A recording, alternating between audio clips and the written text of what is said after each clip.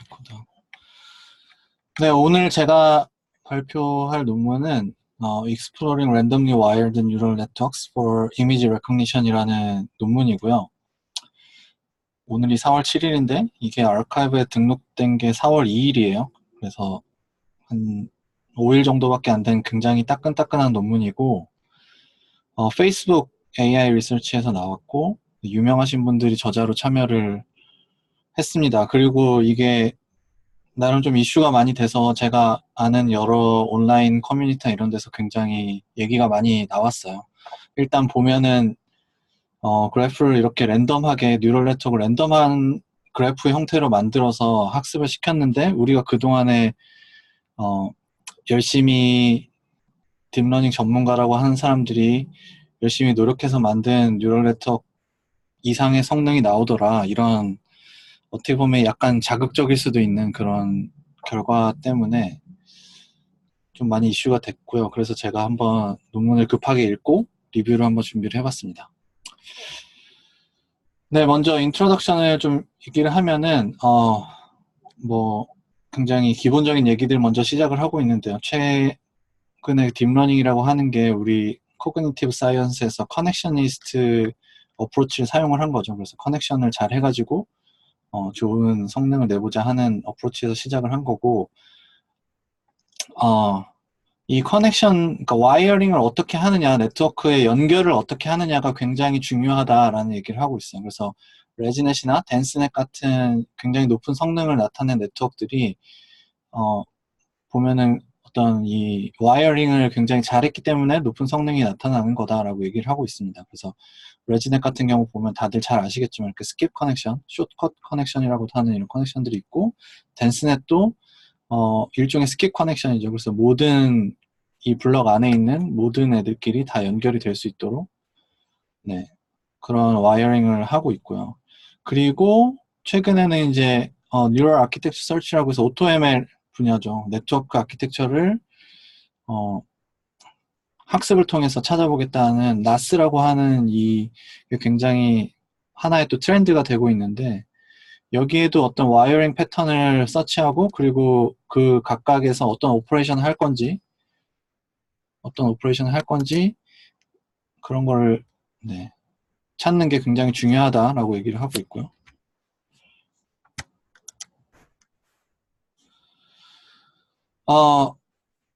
그런데 여기서 얘기하는 거는 와이어링 패턴을 뭐 레지넷이나 덴스넷이나 나스나 다 마찬가지로 사람이 핸드 디자인 하고 있다라고 얘기를 하고 있어요.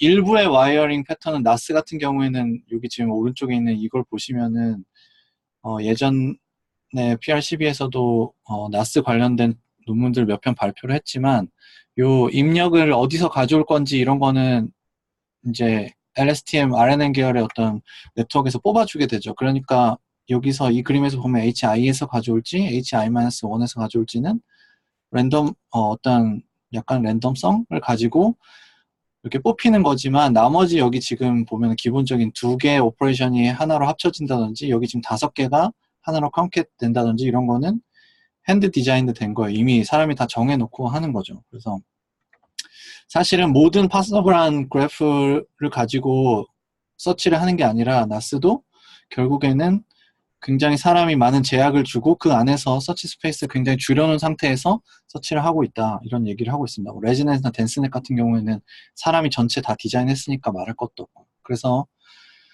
이 저자들은 만약에 그러면은 네트워크 제너레이터에서 이런 컨스트레인트를 없애면은 어떻게 될 거냐라고 이제 의문을 던지면서 시작을 합니다. 그래서 이 논문이 약간은 결과랑 이렇게 그래프 그려진 형태만 보고 사실 좀 굉장히 자극적으로 받아들여졌을 수도 있지만 이 저자들이 주장하는 거는 이거예요. 디자이너 네트워크 제너레이터. 그러니까 네트워크 제너레이터를 만들어보자. 인디비주얼 네트워크가 아니라 그러니까 무슨 얘기냐면 나스 하나를 딱 놓고 그 나스 하나에서 어떤 네트워크가 좋은지를 찾지 말고 그 나스 같은 거를 여러 개를 만들어 보자라고 하는 거예요. 한 단계 더 어떻게 보면 앱스트랙션 레벨을 올려서 더 한 단계 뒤에서 네트워크 제너레이터, 나스 같은 어떤 일종의 네트워크 제너레이터를 만드는 거에 대해서 한번 생각해 보자. 이게 이 저자들이 얘기하고자 하는 궁극적인 토픽입니다.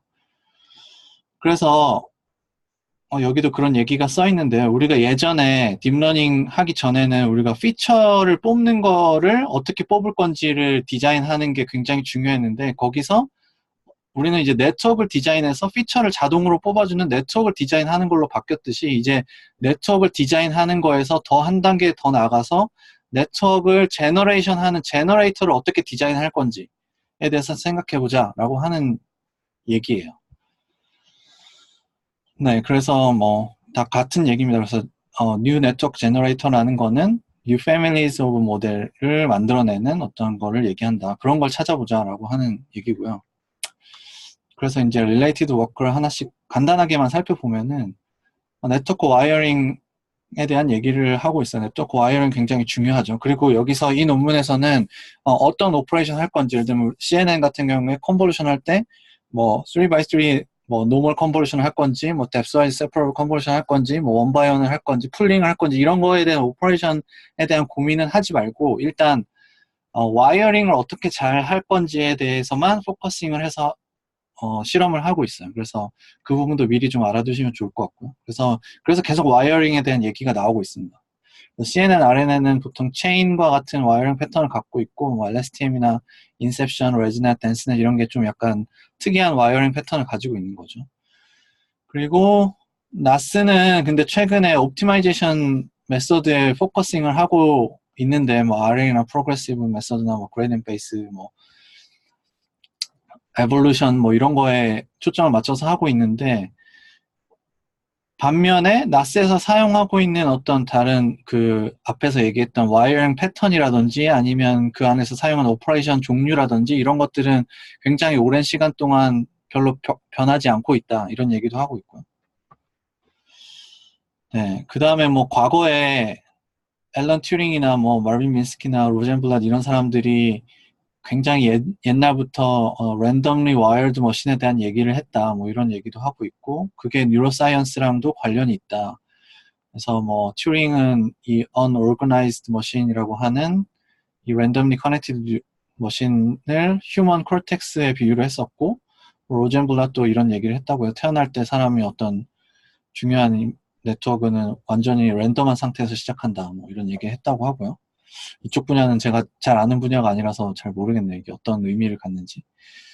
그 다음에 이제 그래프 티어리에서 랜덤 그래프를 만드는 방법들이 또 연구가 많이 되고 있죠. 그래서 그런 거에 대한 얘기도 하고 있습니다. 그런데 여기서 또 중요하게 얘기하는 거는 랜덤 그래프라고 하더라도 그게 완벽한 랜덤은 아니고 어떤 그 랜덤 그래프마다 프라이어가 들어가 있다라는 얘기를 하고 있어요. 그래서 랜덤 그래프를 만드는 방법이 여러 가지 있는데 거기에 다 일종의 프라이어가 들어가 있기 때문에 그것들이 어떤 그래프 결과로 나왔을 때 그 프라이어 날리지가 인코딩 돼서 나타나게 된다. 뭐 이런 얘기를 하고 있고요.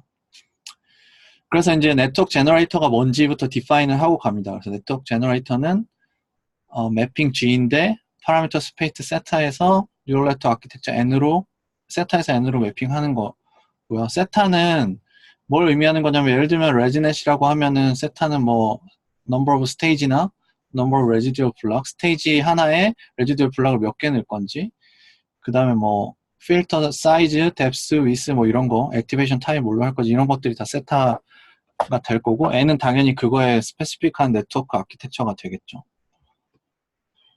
그런데 이 G세타는 우리가 뭐 아까 얘기했던 것처럼 레지던스 스테이지를 몇으로 하고 레지듀얼 블럭을 몇 개를 넣고 뭐 컨버전 어떤 걸 쓰고 이런 걸 정하면은 디터미니스틱하게 아키텍처 하나 딱 나오잖아요. 그래서 거기에 스토캐스틱한 걸 주기 위해서 어떤 수도 랜덤 시드를 적용을 해서 이걸 이용해서 스토캐스틱 네트워크 제너레이터를 만들 수 있다 이런 얘기를 하고 있고요. 그 나스를 네트워크 제너레이터 관점에서 바라보면은 LSTM의 어떤 웨이트 매트릭스들이 결국엔 세타를 의미하는 거고, 네, 뭐 그런 얘기를 하고 있습니다. 그래서 어떤 세타에 의해서 probability distribution이 나오고 거기다 이제 랜덤 시드 S를 더하면은 매 스텝마다 어떤 어떤 오퍼레이션 할 건지 그리고 두 개의 노드를 어떻게 커넥트 할 건지 아까 두 개가 하나로 합쳐지는 그 구조가 있었는데 거기서 합칠 때 add를 할 건지 컨캣을 할 건지 이런 거를 이제 나스에서 선택하게 되는데 뭐 그런 것들이 이렇게 나온다는 얘기를 하고 있고요. 나스 네트워크 제너레이터도 핸드 디자인드 된 피처들이 그것들이 굉장히 많고 그렇기 때문에 어떤 휴먼 날리지한 프라이어가 인코딩 된 상태로 네트워크가 나오게 된다라는 얘기를 합니다. 예를 들면 아까 뭐 얘기했듯이 5개의 노드를 하나로 합친다든지 항상 인풋 노드는 하나 입력이 2개고 아웃풋이 하나인 상태로 구성이 된다든지 그런 것들이 이제 사람이 다 정해놓고 가는 거죠. 네, 그래서 여기서 하고 싶은 거는 이제 randomly wired neural network를 하고 싶어요. 그래서 얼마나 이 와이어링이 중요한지를 보기 위해서는 나스를 하나 정해놓고 그 안에서 네트워크를 찾는 게 아니라 나스와 같은 어떤 네트워크 제너레이터를 여러 개 만들어서 그것들이 어떻게 동작하는지를 보는 게 중요하다는 얘기를 하고 있고요. 네, 그래서 네트워크 제너레이터를 랜덤 그래프로부터 어떤 네트워크를 만들어내는 걸로 하고 그런데 이 랜덤 그래프를 만드는 것을 여기서 지금 ER이랑 BA랑 WS라는 모델을 사용하는데 이 모델에 대해서는 뒤에서 설명드릴 거고요. 얘네들도 결국에 일종의 앞에서 얘기했던 것처럼 어떤 프라이어를 가지고 있다 뭐 이런 얘기를 하고 있고요. 그래서 이제 제너럴 그래프를 만드는데 처음에 그냥 이 위에서 랜덤 그래프 모델을 이용해서 제너럴한 그래프를 만듭니다.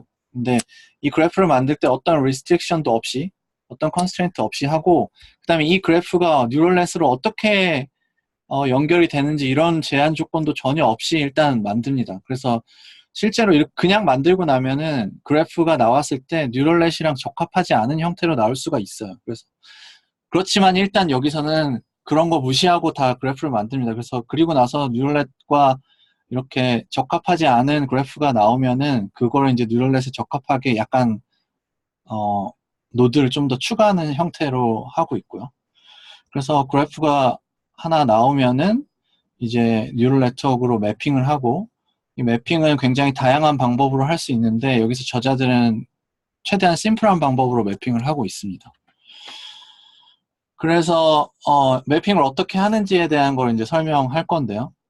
그래프가 나오면은 엣지는 여기서 이 저자들은 데이터 플로우로만 쓰겠다라고 합니다. 그러니까 그래프가 나왔을 때 이거를 다이렉트 어사이클릭 그래프 DAG로 바꿀 거예요. 그래서 그 다이렉트한 엣지가 있으니까 이 엣지가 하나의 노드에서 다음 노드로 데이터를 보내는 역할을 하게 되고요.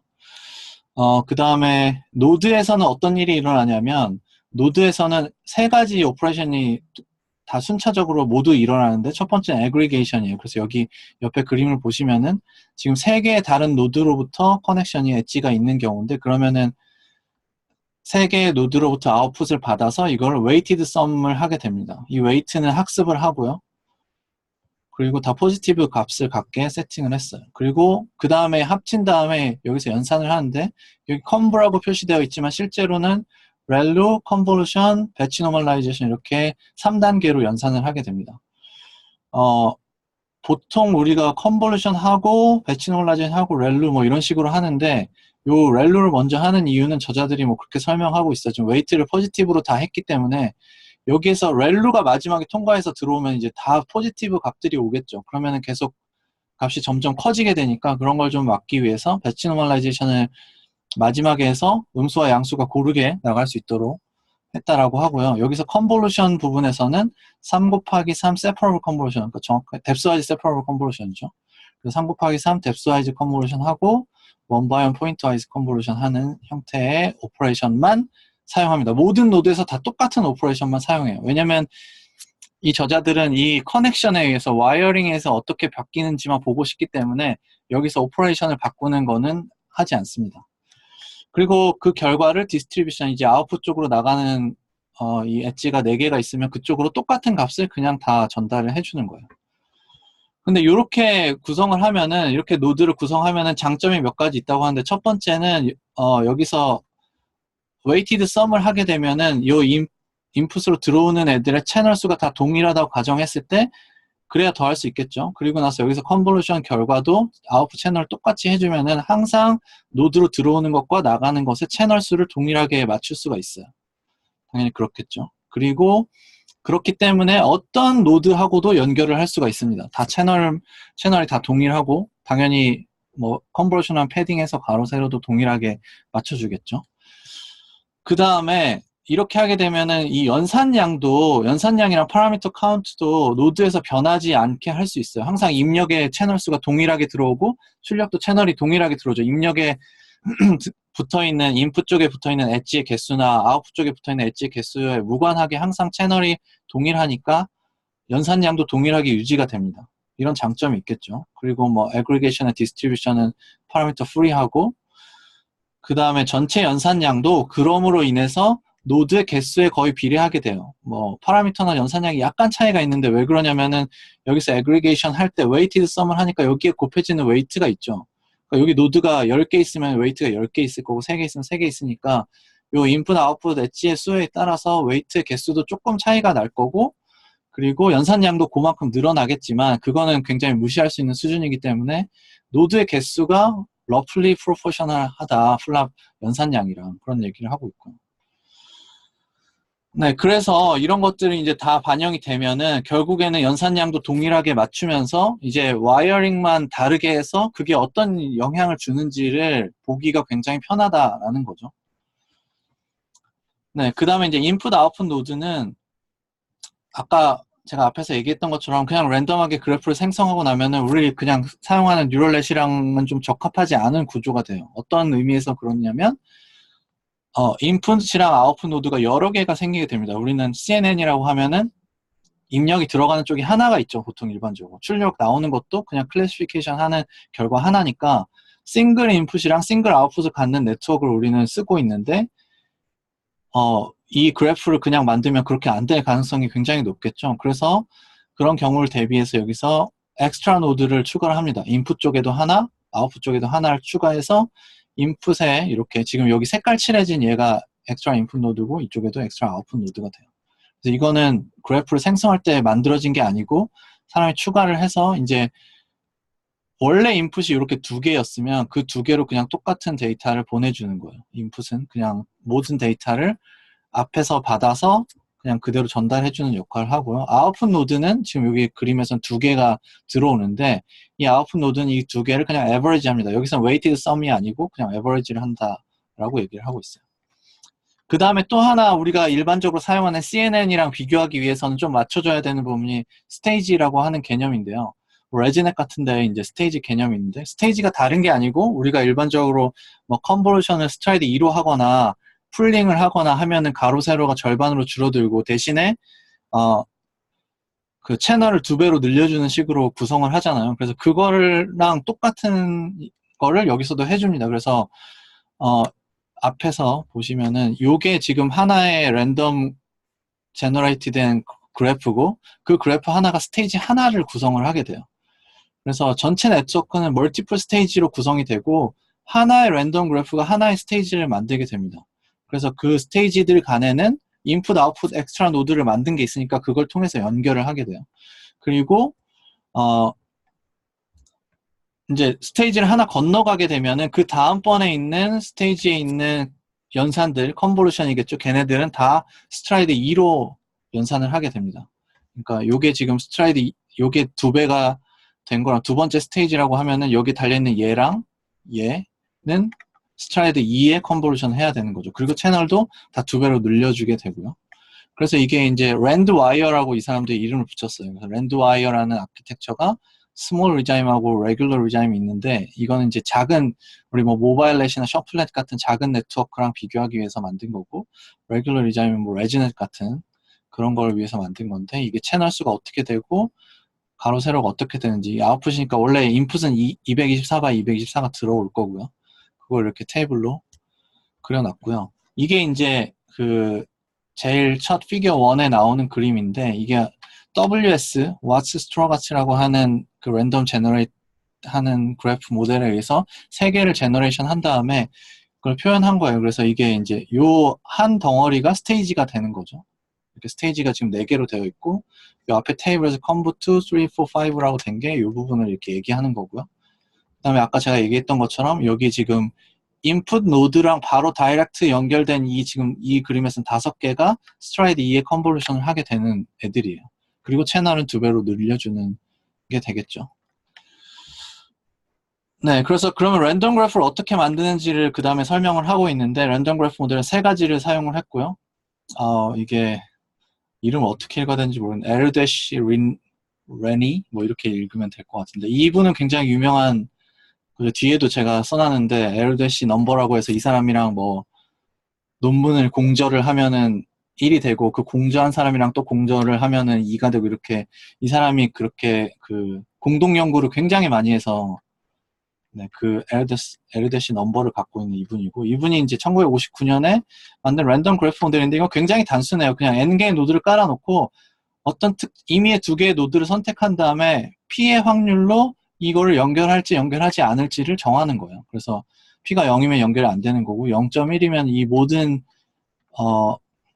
2개를 선택했을 때 그 사이 엣지 중에서 10%만 연결되는 거고, 0.2면 20%만 연결이 되는 거죠. 그래서 이렇게 랜덤 그래프를 만들면은 어떤 n개의 노드를 그리는 그래프도 다 만들어질 수가 있겠죠. 그래서 모든 그래프가 만들어질 확률이 다 0이 아니다 라는 얘기를 하고 있고, 두 번째 그래프는 바라바시 엘버트라는 사람들이 만든 랜덤 그래프 모델인데, 이거는 어떻게 하는 거냐면 처음에 m개의 노드를 먼저 만들어요. 여기서는 without any edge라고 해서 엣지 없이 만든다고 했는데, 제가 요 밑에 example로 그림을 인터넷에서 가져온 거는 하나씩 엣지를 다 가지고 있는 상태에서 시작을 했어요. 이니셜 스테이트는 좀 다른데, 이 논문에서 얘기하는 거랑. 그 다음에 노드를 1개씩 추가를 합니다. 그리고 걔는 여기서 이제 변수를 좀 단순화하기 위해서 그랬는데, 처음에 m개의 노드가 처음에 있었으면 그 다음에 노드 1개가 추가되는데, 이 노드가 m개 엣지를 만들면서 들어갈 거예요. 근데 지금 여기는 엣지를 2개씩만 만들죠. 여기 처음에 3개 있었는데, 그것도 좀 다른 부분이긴 한데, 어쨌든 얘가 새로운 노드가 들어가면서 엣지를 여기서 이제 2개를 만드는 걸로 예를 들어서 설명을 드릴게요. 2개를 만들어요. 그리고 또 하나가 들어가면서 2개를 만들고, 이런 식으로 가는데, 이 어떤 노드랑 엣지를 생성할 건지는 그 노드가 엣지를 많이 가지고 있을수록, 그러니까 디그리가 높을수록 확률이 높아져요. 엣지를 생성할 확률이. 그래서 상대적으로 그렇게 높은 확률을 가지고 엣지를 생성을 하게 됩니다. 이게 이제 사실 우리가 리얼 월드를 모델링 하다 보면은, 그렇죠, 사람 사이 어떤 관계 같은 걸 모델링 하다 보면 허브가 되는 그런 사람이나 뭐 이런 게 있잖아. 그래서 뭐 페이스북이나 이런 거에서도 친구가 굉장히 많은 사람이 있고 별로 없는 사람이 있고 이런 것처럼, 그러면 내가 페이스북에 새로 가입했는데 친구를 맺을 때 아무래도 친구가 굉장히 많은 사람이랑 친구를 맺게 될 가능성이 되게 높겠죠. 뭐 그런 걸 좀 모델링 한 것 같아요. 그래서 엣지를 많이 가지고 있는 노드랑 연결될 확률이 높게 해서, 이게 엣지를 쭉 노드들을 새로 추가를 해서 우리가 원하는 n개까지 노드가 다 추가가 되면은 그래프가 완성이 되는 형태입니다. 근데 이거는 약간 처음에 m개를 넣고 그 다음에 노드를 하나씩 추가하면서 하다 보니까 어떤 프라이어가 들어가 있는 거죠. 그래서 이게 이제 랜덤 그래프이지만 프라이어를 가지고 있다라는 걸 잘 보여주는 이그젬플이라고 얘기를 하고 있고요. 그 다음에 마지막으로 와츠 스트로가츠 모델인데, 이건 스몰 월드 모델이라고 얘기를 합니다. 그래서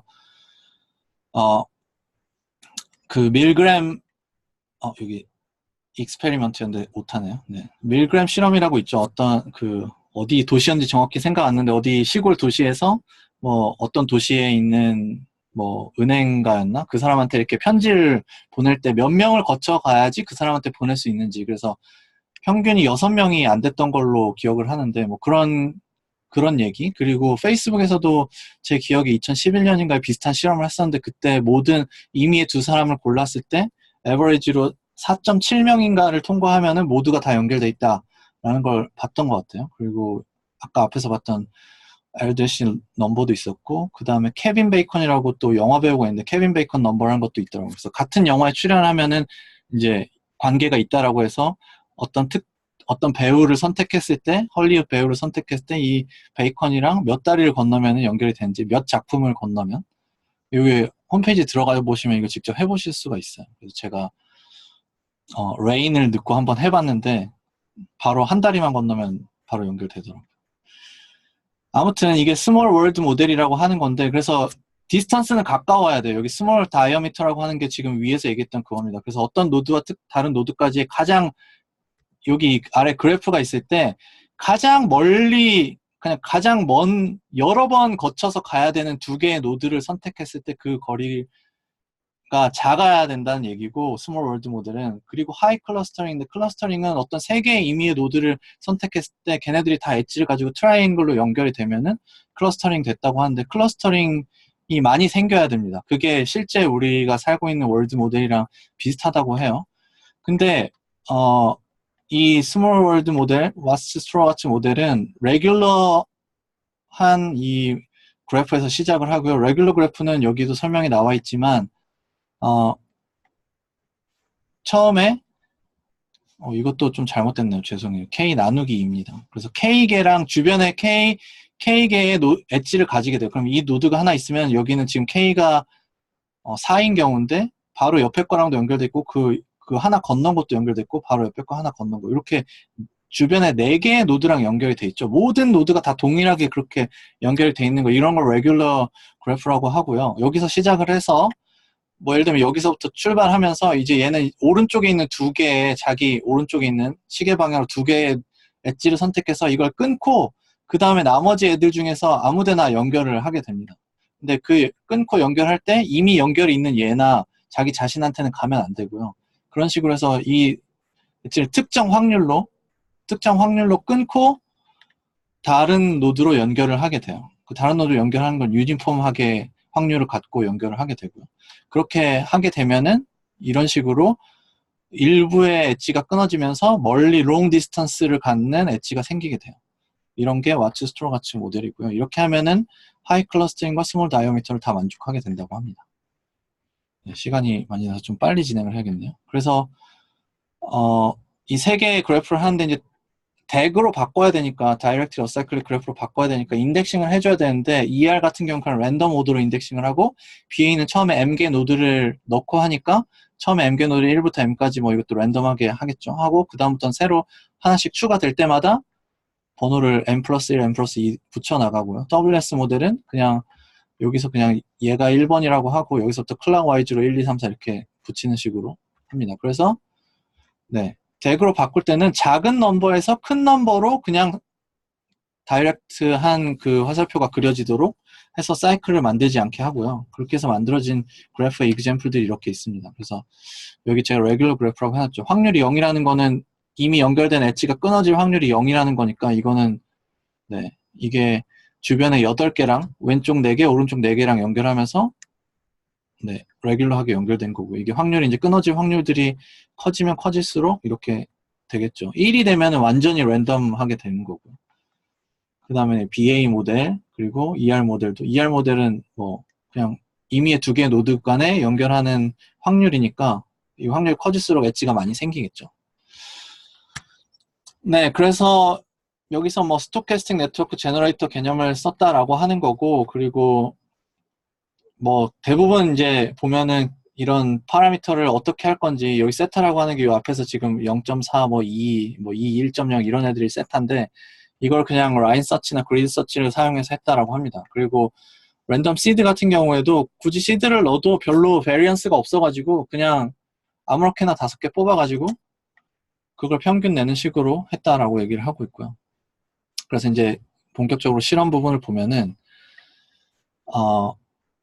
스몰 컴퓨테이션 리자임, 모바일렛이나 셔플렛 같은 거랑 비교하기 위한 게 있고, 그 다음에 잠시만요. 그리고 레귤러 컴퓨테이션 리자임이 있고, 이거는 레지넷 50랑 101 가지고 했고요. 그래서 n개 노드를 몇 개를 놓을 건지, 그리고 채널을 얼마로 할 건지를 정해야 되는데, 스몰 컴퓨테이션 리자임에서는 n은 32, c는 79로 했다고 하고, 레귤러에서는 n 똑같이 32고 채널 109 아니면 154, 이게 레지넷 50일 때 109고 101일 때 154로 하게 됩니다. 여기 랜덤에 대한 얘기도 나오는데 5개를 샘플 해가지고 그거를 스크래치부터 학습을 하고 그걸 클래시피케이션 애큐러시를 평균과 표준 편차로 표현을 했다라고 하고요. 뭐 임플리멘트 디테일은 100 에폭 동안 했고 half period 코사인 쉐입 러닝 레이트 디케이, 이 코사인 반쪽짜리 모양으로 네, 디케이를 하는 거죠. 이 진폭을 줄이면서. 그리고 웨이트 디케이, 모멘텀 레벨 스무딩, 레귤라리제이션 이런 거를 썼다고 합니다. 네. 그리고 그래서 결과를 보시면은 이게 이제 그 각각의 랜덤 방법들에 의해서 만든 네트워크들의 결과예요. 그래서 여기서 얘기하는 거는 컨버지 하지 않았던 네트워크는 없고 모두 다 꽤 쓸만한 애큐러시를 나타내더라 라는 게 결과였어요. 그래서 모두 다 73% 이게 이미지넷의 탑1 애큐러시 기준이거든요. 73% 이상의 애큐러시를 나타냈고 제일 베스트 모델이 지금 여기 WS의 4의 0.75인 케이스인데 이 WS 모델에서 73.8%죠. 이거랑 비교를 했을 때 1% 미만으로 다 차이 나는 애들을 다 가지고 있어요. 그런데 그리고 또 스탠다드 디비에이션도 굉장히 표준 편차도 작다라는 얘기를 하고 있고, 그런데 이제 이 랜덤 모델 간에 사실 평균을 구해보면 이 네 개의 평균 그리고 얘네들의 평균을 구해보면은 차이가 좀 나는 걸 볼 수 있겠죠. 그래서 여기서 또 얘기하는 거는 랜덤 제너레이터 디자인 하는 것도 굉장히 중요한 거다라는 얘기도 같이 하고 있고요. 그 다음에 또 약간 재밌는 실험이 그래프 데미지 실험을 해요. 랜덤하게 저 그래프에서 노드를 없애거나 아니면 엣지를 하나를 없애가지고 그걸 가지고 실험을 해봅니다. 그래서 보면은 이 그래프에서 위쪽이 노드를 없앤 거고 아래쪽이 엣지를 없앤 경우예요. 그리고 X축이 뭔지를 보면은 노드를 없앴을 때는 아웃풋 디그리가 X축이 됩니다. 그러니까 여기 보시면은 그리고 지금 오렌지 박스가 인터쿼타일 레인지죠. 중간 50%의 레인지인데 보면은 이게 이렇게 올라가는 거를 볼 수가 있죠. 중간 값도 오렌지색, 중간 값이 그레이바니까 그레이바도 올라가는 걸 볼 수 있고요. 그래서 무슨 얘기냐면 당연한 얘기지만 아웃풋 노드가 많이 달려있는 거. 그러니까 내가 만들어낸 연산의 결과를 남들한테 많이 줘야 되는 애가 사라지면은 애큐러시 드랍이 커집니다. 뭐 당연한 거죠. 사람 관계에서도 허브가 되는 사람이 없어지면은 뭔가 데미지가 있겠죠. 그 얘기고, 그 다음에 엣지의 경우에는 X축이 인풋에 대한 디그리예요. 인풋에 엣지가 몇 개 달려있는지. 그러니까 내가 엣지가 사라질 때 내 쪽에 나랑 같이 달려있는 인풋 엣지들의 개수라고 보시면 되겠죠. 그러니까 2개 달려있었는데 나 말고 다른 애 하나 이렇게 딱 2개 달려있었는데 거기서 빼버리면은 나를 빼면은 데미지가 커지겠죠. 그래서 그 얘기예요, 여기도. 이 디그리가 커질수록 데미지가 적어진다. 뭐 당연한 얘기인 것 같고요. 그 다음에 노드 오퍼레이션을 아까 3x3 separable convolution만 사용을 한다. 모든 노드에서라고 얘기를 했는데 모든 노드에서 같은 오퍼레이션 사용하는 거는 똑같이 하는데 이제 오퍼레이션 종류와 바꿔서 한번 실험을 해봤어요. 그래서 regular convolution 3 곱하기 3 혹은 3 곱하기 3 맥스 풀링 한 다음에 원바이원 컨버전 해보고 3 곱하기 3 에버리지 풀링 한 다음에 원바이원 컨버전 해보고 이렇게 네 가지를 실험해봤는데 역시 세퍼러블 컨버전이 제일 성능은 좋았어요. 그런데 좀 신기한 거는 3x3 맥스 풀링을 하고 원바이원 컨버전 한 거랑 그냥 3x3 컨버전 한 거랑 성능이 거의 비슷한 거를 볼 수가 있죠. 그래서 얘네들이 그리고 감소할 때 위에 이 separable convolution이 감소하면 얘도 다른 애들도 다 같이 감소해서 이 correlation이 피어슨 correlation 계산해 보면은 굉장히 높은 0.91에서 0.98 정도가 나온다라고 해요. 어떤 임의의 2개의 그 연산을 정해서 해보면은. 그래서 여기서 이제 또 저자들이 얘기하는 거는 이 와이어링에 대한 부분은 이 오퍼레이션을 추진하는 거랑 오소고널한 것 같다. 그러니까 와이어링을 맘대로 바꿔도 큰 영향이 없다. 뭐 이런 얘기를 하고 있는 거고요. 오퍼레이션에 그 디펜던시가 없다라는 얘기를 하고 있고요. 그다음에 이제 본격적인 진짜 결과입니다. 다른 우리가 그동안에 사람들이 만들었던 네트워크와 비교한 결과인데 스몰 컴퓨테이션 리자임에서 보면은 얘네는 250 다른 애들은 다 100 에폭 동안 학습을 했는데 250 에폭 동안 학습을 해서 비교를 했다라고 하고요. 보시면은 아메반의 C 버전 빼고는 지금 다 얘가 앞질렀거나 모바일의 V2랑 동일한 성능이 나타나는 걸 보실 수가 있죠. 그리고 연산량도 비슷하게 맞췄고 파라미터도 뭐 비슷한 수준입니다. 그래서 네, 뭐 이런 결과가 나왔고요. 그 다음에 Regular Computation Regime에서는 ResNet 50랑 ResNext 50, 그리고 ResNet 101, ResNext 101 이렇게 4개를 비교를 했는데 모두 다 성능이 좋아요. 랜드와이어가. 그렇죠. 그래서 뭐 1.9, 1.3% ResNet 50랑 101은 그렇고 ResNext랑은 0.6% 정도 차이가 난다. 그런 얘기를 하고 있고요. 그 다음에 더 큰 라저 컴퓨테이션을 가지고 비교를 한 것도 있어요. 그리고 여기서는 나스넷이랑 아메바 넷, 피나스넷 이게 나스 계열의 네트워크 가지고 비교를 했는데 저는 이걸 개인적인 의견인데 약간 핑계라고 생각하는데 여기서 어떻게 했냐면은 앞에서 사용했던 Regular Computation Regime 그 네트워크를 그대로 사용을 하고 대신에 테스트 이미지 사이즈만 320 by 320으로 늘렸어요. 다른 애들이 이제 331 정도 되니까. 그런데 리트레이닝을 하지 않고 그러니까 224 by 224로 트레이닝 한 다음에 그냥 테스트할 때 이미지 사이즈만 그냥 320 by 320을 넣어준 거예요. 이러면 당연히 성능 드랍이 있겠죠. 근데 제 생각에는 이걸 때문에 성능이 떨어지는 거를 약간 가리려고 하는 것 같은 느낌은 살짝 있는데요. 뭐 여기서도 그런 얘기를 하고 있어요. 그래서 민 애큐러시가 약간 낮은데 연산량이나 파라미터 수가 굉장히 작고 그 다음에 트레이닝도 다른 애들은 250 에폭 이상 트레이닝 했지만 우리는 100 에폭만 했고 그다음에 타겟 이미지 사이즈에 맞춰서 트레이닝 하지도 않았다 라고 얘기를 하는데 그러면 해서 더 좋게 나왔으면은 이 표에 더 좋게 실지 않았을까요? 근데 안 실은 거 보면은 그렇게 해도 잘 안 될 게 아닐까라는 의심이 좀 듭니다. 그 다음에 마지막 오브젝트 디텍션인데요. 오브젝트 디텍션도 이게 디텍션 코코 데이터셋에 대해서 한 결과인데 성능이 다른 네트워크에 비해서 더 좋게 나오는 걸 볼 수가 있어요. 뭐 차이가 아주 크진 않지만. 그래서 이제 우리가 다른 논문에서도 많이 봤지만 CNN에 관련된 논문이 나오면 이렇게 오브젝트 디텍션 쪽에 백본으로 사용을 해가지고 우리가 CNN에서 그 뽑아내는 피처가 다른 디텍션이라는 태스크에도 잘 적용이 트랜스퍼가 잘 될 수 있다라는 걸 보여주죠. 그래서 여기서도 역시 randomly wired 네트워크 여기서 만든 randomly wired 네트워크가 트랜스퍼도 잘 하더라라는 걸 보여줬고요.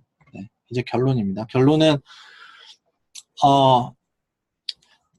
자기들이 randomly wired 뉴럴 네트워크를 3개의 랜덤 그래프 모델을 사용해서 확인을 해봤고 결과가 굉장히 놀라웠는데 mean accuracy가 굉장히 컴페티티브 하거나 오히려 더 좋은 성능을 나타내 주는 거를 볼 수 있었다. 그래서 이 저자들은 앞으로 퓨처 워크로 새로운 네트워크 제너레이터 디자인에 대한 어떤 그런 연구가 많이 이루어져서 더 파워풀하고 더 좋은 네트워크가 많이 나왔으면 좋겠다. 뭐 이런 식으로 논문을 끝을 맺고 있어요. 그러니까 정리를 해보자면은 네트워크를 만드는 아까 처음에 설명드렸던 것처럼 어떤 좋은 네트워크를 어떻게 찾을까 이것도 중요하지만 거기서 한 발 더 나아가서 그럼 그렇게 나스 같은 네트워크를 만들어주는 그 네트워크 제너레이터를 어떻게 하면은 잘 제너레이션 할 수 있을지 그런 걸 좀 생각해 볼 필요가 있다. 우리가 지금 나스를 가지고 어떤 휴먼 프라이어를 넣어서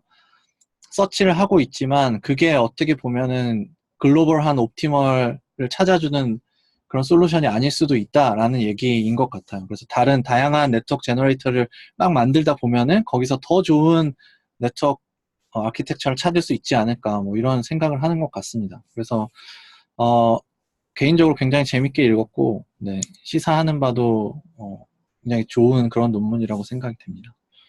혹시 질문 있으신가요?